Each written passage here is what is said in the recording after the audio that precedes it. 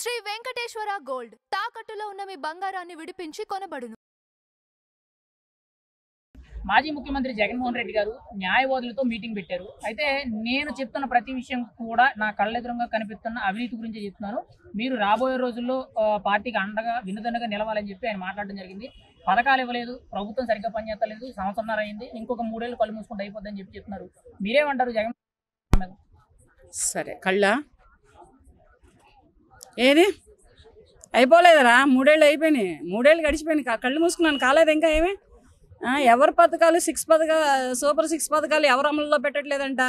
రేపు ఆగస్టు 15 నుంచి free bus ఉంది, తల్లి దీవెన వేస్తున్నాడు, రైతులకి వేస్తున్నాడు. ఇవన్నీ ఇక్కడికే 3 అయిపోయినాయి, ఇంకా 2-3 ఎట్లాగో చేస్తాడు. అయినా వచ్చిన సంవత్సరానికే చెంబుడు నీళ్ళకే ఉలికి పడితే బిందె నీళ్ళు ఎవరు పోసుకోవాలంట?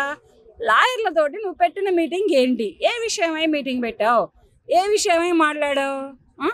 సూపర్ 6 పథకాల గురించి నేను అడగమని చెప్పారా లాయర్లు?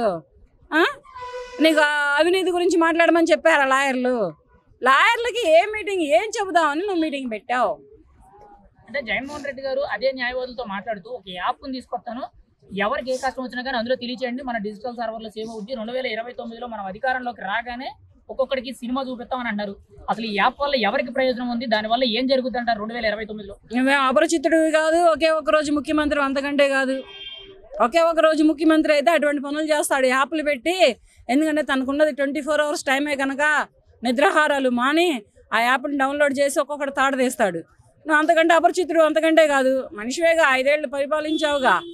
రావాలి జగన్, కావాలి జగన్ అని మీ నాన్న చేత అనిపించావుగా 2005లో నుంచి అట్లా. మరి ఇప్పుడు ఏమైంది? ఇప్పుడు బాధ ఎందుకు వచ్చింది నీకు అంత సేటు?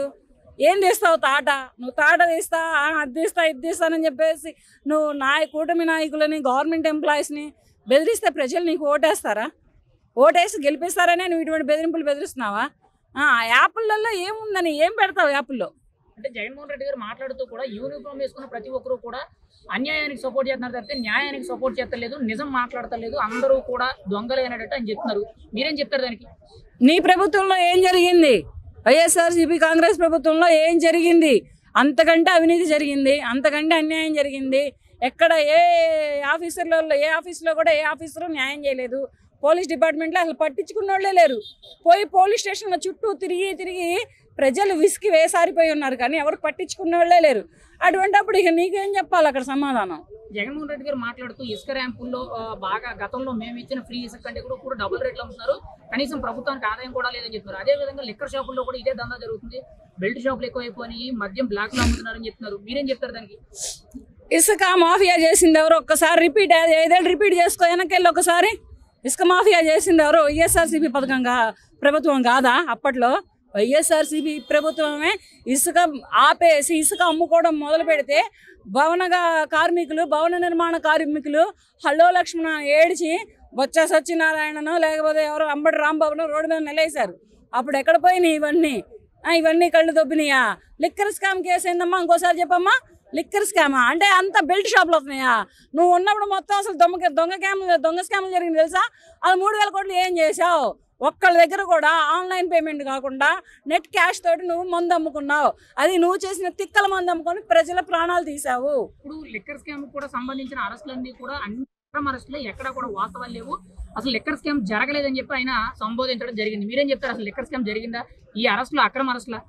ఈయన చేస్తే అసలు అరెస్ట్ లేకపోతే దొంగ అరెస్ట్ అనేది తెలిసింది. ఈయన వేయట్లేదు కదా లోపల. జగన్మోహన్ రెడ్డి గారిని లోపల వేస్తే అప్పుడు అన్నీ వస్తాయి బయటికి. మరి ఆయన వేసే టైం వస్తే అప్పుడు చెప్తారు సమాధానం. ఓవరాల్ గా జగన్మోహన్ రెడ్డి గారు ఈ న్యాయవాదులు పెట్టిన ప్రెస్ మీట్ లైవ్ లో మాట్లాడుతూ ఇన్ని మాటలు మాట్లాడడం జరిగింది. అంటే ఓవరాల్ గా ప్రభుత్వ పరిపాలన బాగోలేదు, వీళ్ళని ప్రజలు గద్దె దింపుతారు అని చెప్తున్నారు. మీరేమంటారు? ఈయన మాట్లాడిన మాటలకే వంతున లేదు.